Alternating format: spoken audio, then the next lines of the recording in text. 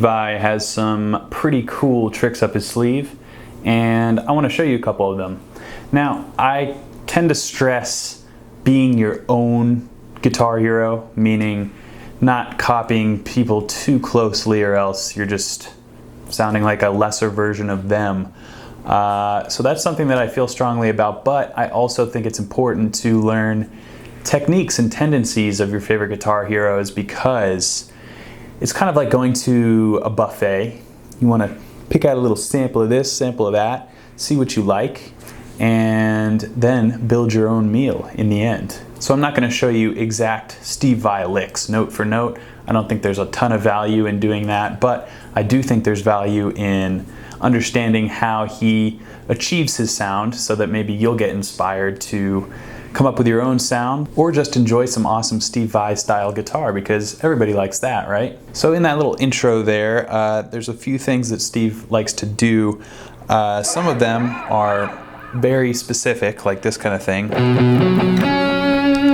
So he's just moving up the scale or the neck in fifths. So in this tonality, we're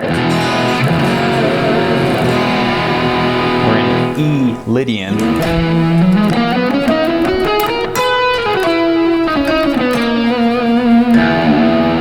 So if you know your major scale, you know that this is derived from the B major scale.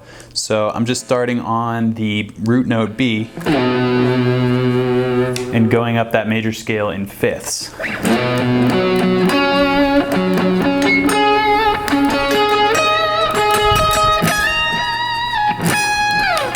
So that's something that Steve really likes to do, is jump up the scale using his kind of Steve Vai pattern. That's really Vai-ish. Immediately when you hear it, you know, I know who's playing that.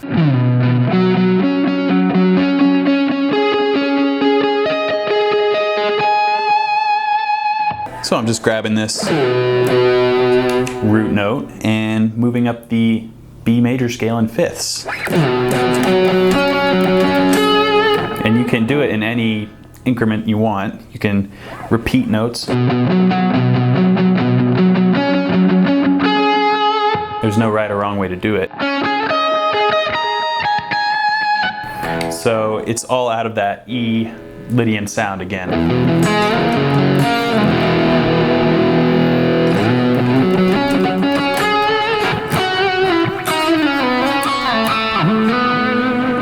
So we have that kind of approach as far as ascending licks. It's a much different sound than like,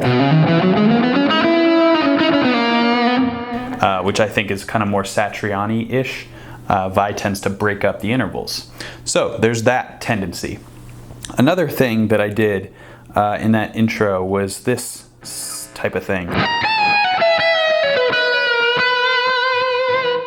That's another really cool technique.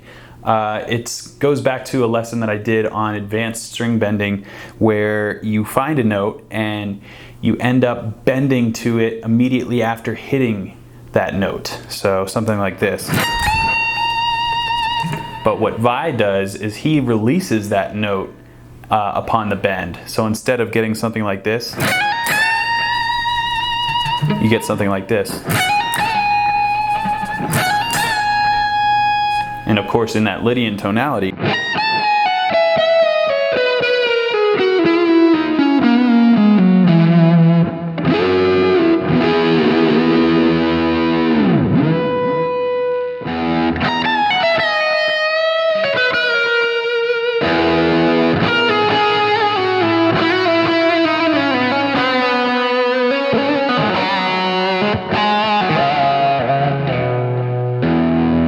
it can be very effective.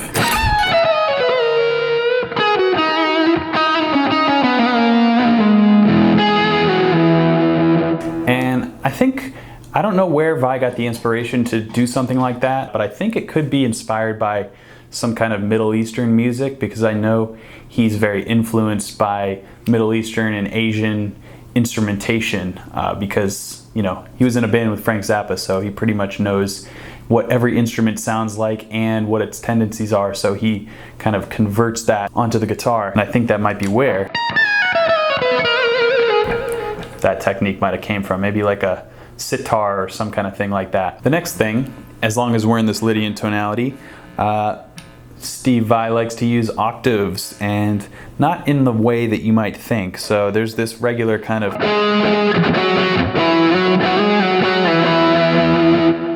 but what I've found, not just Vai does this, but I know he has a couple songs where his melodies are octaves kind of playing back and forth with each other. I do it with my fingers. I'm not sure if he uses a pick and fingers, like a hybrid pick style, but I go something like this.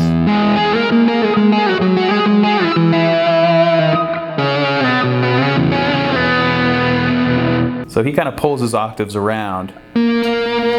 A 1-2 kind of 1-2 1-2, and then it's like 1-2 bend, 1-2 slide, 1-2 slide, 1-2 slide, 1-2 slide, 1-2 slide. So that kind of rhythm, and then you just move about that tonality that you're in. And then there's that second element, which is the doctoring of the strings using little microtonal bends, kind of. So it's kind of like a half step, but you're using these octaves, so it achieves a really cool effect.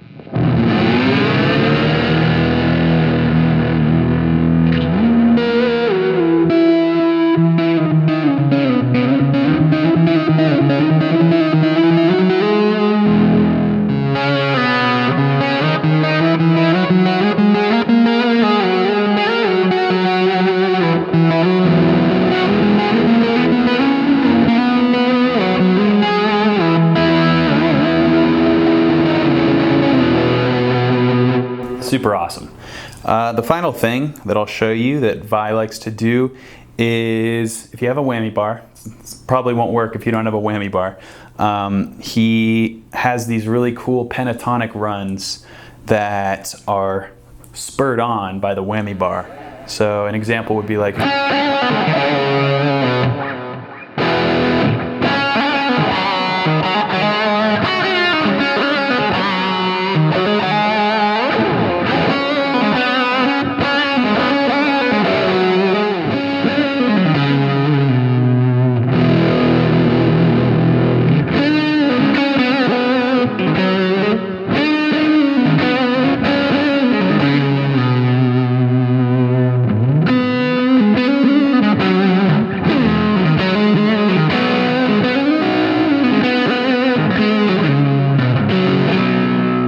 so without the whammy bar, it would be like.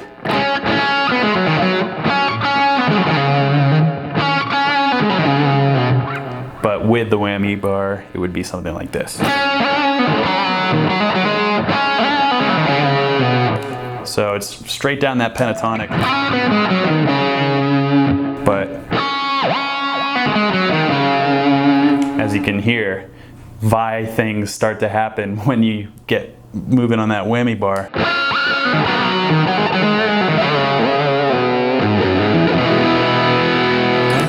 So those are a few Vai-isms I think that are useful in any context. Of course, I'm using a little bit of a melodic rock tone to pay homage to the great master Vai, but you can apply these things to any genre of music that you play, as far as the microtonal bends with the octaves and the immediate half-step bends and whole-step bends that are kind of reminiscent of Asian or Middle Eastern sounds. Lots of ways that you can implement this stuff into your guitar playing. Like I said, you don't necessarily want to copy guitar players when you are composing your own music, but it is fun to dissect their playing and take out from the buffet what you please. I hope you guys liked this lesson. I appreciate you watching. I'll see you next time.